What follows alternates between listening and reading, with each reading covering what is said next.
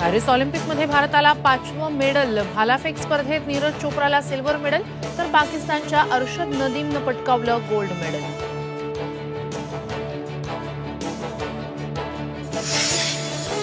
नागपुरातील ऐतिहासिक संगीत सूर्य केशवराव भोसले नाट्यगृह जळून खाक. आग कशी लागली याची चौकशी करण्याची मागणी. नाट्यगृहापासून 100 मीटर अंतरापर्यंत जमावबंदी आदेश.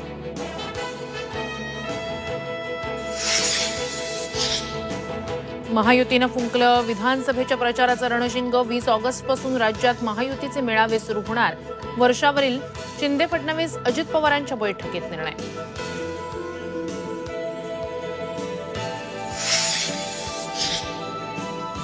अजित पवारांची जनसन्मान यात्रा आज. निफाड, लासलगाव आणि येवल्यात यात्रेचा आजचा दुसरा दिवस.